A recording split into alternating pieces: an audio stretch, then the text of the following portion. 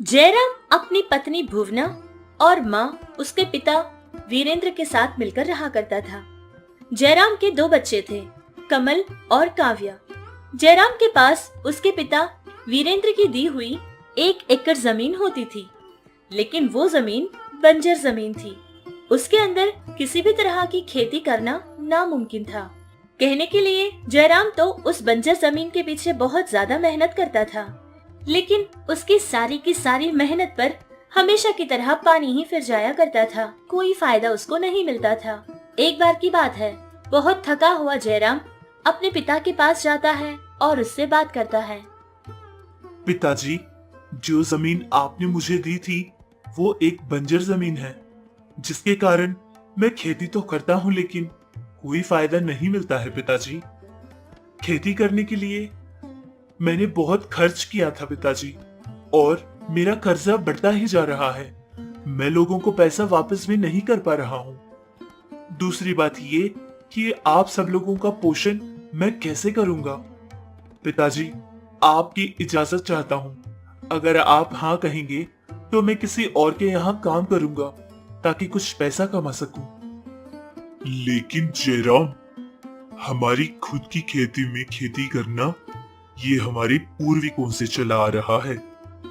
वैसे भी अगर तुम किसी और के पास जाकर कोई काम करोगी तो वो हमारा काम कैसे होगा।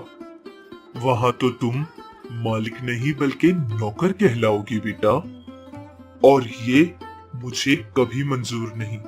हाँ, मैं जानता हूँ कि वो जमीन बंजर जमीन है, लेकिन उसका इस्तेमाल किसी और तरह भी तो किया जा सकता है ना। मुझे ये बिल्कुल मंजूर नहीं कि तुम किसी और के यहाँ काम करो।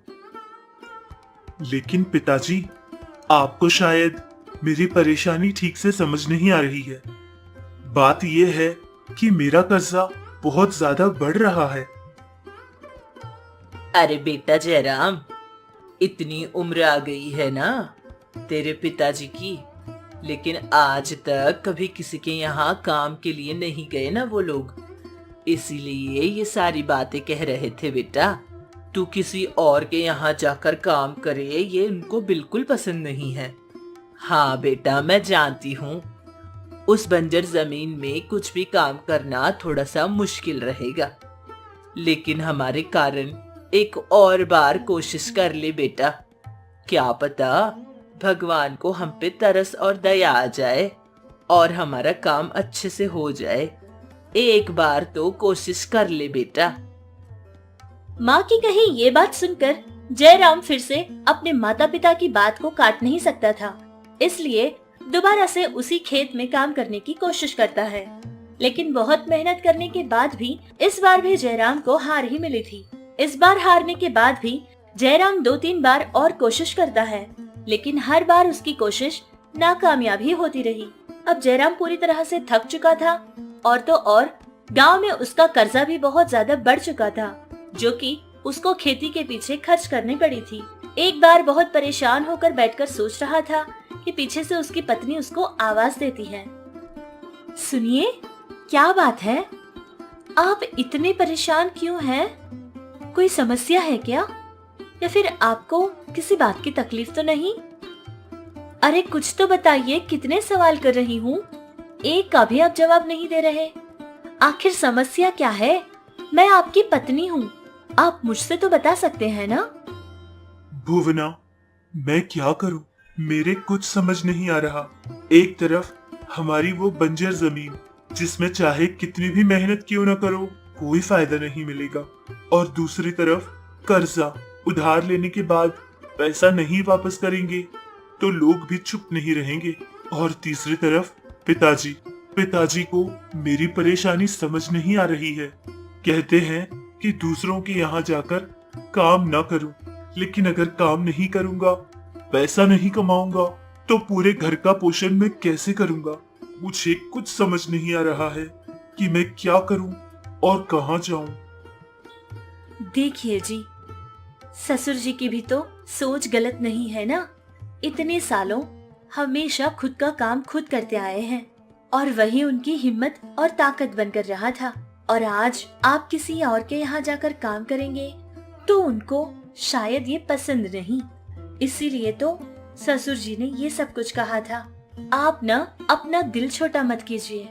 उन्होंने आपको रोका है इसका मतलब ये नहीं है कि आप कोई काम न करें, बल्कि उनका मतलब ये था कि आप किसी और के यहाँ नौकर बने। ये पसंद नहीं था आपके बाबूजी को। आप अपना मन छोटा बिल्कुल मत कीजिए, सब ठीक हो जाएगा। पत्नी की ये बात सुनकर जयराम भी हाँ कहता हुआ अपना सर हिलाता है। ऐसे ही कुछ और समय गुजर गया था, लेकिन उनकी जिंदगियां तो कुछ भी नहीं बदली थी। एक बार की बात है कि जयराम घर में बैठा हुआ था, तभी उसका बेटा कमल उसके पास आता है और अपने पिता से कहता है, पिताजी पिताजी, हमेशा घर में खाने के लिए कोई अच्छी चीज नहीं रहती है पिताजी। आज ना मैं कुछ अच्छा सा खाऊंगा खाने में। आप जाकर मेरे लिए चिकन लेकर आइए पिताजी, मुझे आज वही खाना है। अरे कमल, तुम ऐसे पिताजी को परेशान क्यों कर रहे हो? अगर पिताजी के पास पैसा होता तो वो हमारे लिए सारी चीजें लाते ना। तुम मेरे साथ बाहर चलो, हम बाहर जाकर अच्छे अच्छे खेल खेलते हैं। आओ मेरे साथ। ये सब कहती हुई काव्या अपने छोटे भाई कमल को घर से बाहर लेकर चली जाती है। ये सब कुछ देख रहे वीरेंद्र और उसकी पत्नी और भुवना भी बहुत ज्यादा दुखी होते हैं। तभी वीरेंद्र कहता है, बेटा जयराम, मुझे माफ कर दो बेटा। उस दिन तुमने मुझे समझाने की कोशिश की थी, लेकिन मैंने तुम्हारी एक भी नहीं सुनी, जिसकी वजह से तुम्हारा कर्जा और बढ़ गया। जाओ बेटा जाओ, आज मैं तुम्हें इजाजत देता हूँ। जहाँ तुम्हें ठीक लगे वही काम करो, और हाँ, हो सके तो मुझे माफ कर दो। इस तरह बहुत ही दुखी मन से और आंखों में आंसू से वीरेंद्र ये सब उससे कहता है। पिता की बात सुनकर अब जयराम फिर से सोच में पड़ जाता है। तभी उसकी पत्नी उससे कहती है, अरे अब क्या हुआ? अब ऐसे परेशान क्यों हैं आप? खुद ससुर जी ने ही तो आपको इजाजत दी है ना कि जो काम आपका मन करे वो काम आप कर सकते हैं, और आप अभी भी कुछ सोच रहे हैं। क्या बात है? भुवना, तुम सिर्फ यही देख रही हो कि पिताजी ने मुझे किसी और के पास जाकर काम करने की इजाजत दे दी, लेकिन वो इजाजत देने के लिए पिताजी को कितना मुश्किल, लेकिन मुझे ये इजाजत देने के लिए पिताजी को कितना दुख हुआ होगा, ये सिर्फ मैं ही जानता हूँ। ठीक है, वो सब तो रहने दो, मैं बस अभी वापस आऊंगा। एक बार खेत के पास जाकर आता हूँ। इतनी बात कहकर जयराम उनके खेत के पास चला जाता है और वहाँ अकेला बैठकर बहुत देर तक रोता है और फिर अपने ही आप में बात करने लगता है। भगवान, ऐसा तुमने मेरे साथ ही क्यों किया? और मेरा कितना इम्तिहान लोगे? एक बेटे की तरह मैं अपने पिता के पास हार गया, और एक बाप की तरह मैं अपने बच्चों के आगे हार गया। एक अच्छा बेटा और एक अच्छा बाप बनने की ख्वाहिश करना, क्या ये गलत है? बताओ भगवान, क्या यही मेरा पाप था जो कि तुमने मुझे इतनी बुरी हालत में लाकर खड़ा किया? इस तरह बहुत जोर जोर से चिल्लाता हुआ वो रोने लगता है, और तभी उसके आगे एक बहुत ही चमकदार रोशनी चमकने लगती है। इतनी तेज रोशनी को देखकर जयराम की आंखें बर्दाश्त नहीं कर पा रही थी। वो सोच ही रहा था कि आखिर ये कैसी रोशनी है। तभी उसके आगे एक देवता प्रकट होती है और उससे बात करती है। जयराम, तुम एक बहुत अच्छे इंसान हो और नेक भी हो। मैं एक देवता हूँ और मैंने तुम्हारी पुकार सुनी है। तुम्हारी आँखों के ये जो आंसू है, उनकी सच्चाई मैं बहुत अच्छे से जानती हूँ जयराम। आज के बाद तुम्हारी उस बंजर जमीन को लेकर तुम्हें परेशान होने की कोई जरूरत नहीं है। तुम्हारी उस बंजर खेती में कल से ही एक नई खेती उगेगी और वो लॉलीपॉप की होगी। अब तुम जाओ और अपनी नई जिंदगी की खुशियाँ मनाओ, क्योंकि आज के बाद तुम्हारी जिंदगी में कोई समस्या नहीं रहेगी। चाहे तुम उस खेत से कितने ही लॉलीपॉप क्यों न काटो, उसमें उतनी ही ज्यादा लॉलीपॉप उगते ही रहेंगे। अब जाओ और खुश रहो। इस तरह इतनी बात कहकर वो देवता वहाँ से गायब हो जाती है। और फिर जयराम भी वैसे ही करता है जैसे कि करने को उसको देवता ने कहा था। फिर उसके उस बंजर जमीन में इतने ज्यादा लॉलीपॉप उगने लगे कि वो बेच बेच कर थक जाता था, लेकिन उस खेत के लॉलीपॉप खत्म ही नहीं होते थे।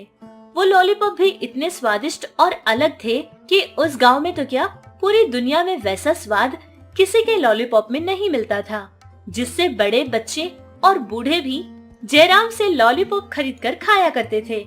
जयराम के लॉलीपॉप इतना ज्यादा फेमस हो गए थे कि बड़ी बड़ी कंपनियां वाले भी उसके पास आकर उसके लॉलीपॉप बड़े ही अच्छे दाम में खरीदा करते थे, जिससे जयराम और उसके परिवार की सारी परेशानियां दूर हो गई थी और उनकी जिंदगी पूरी तरह ऐशो आराम और खुशियों से भर गई थी।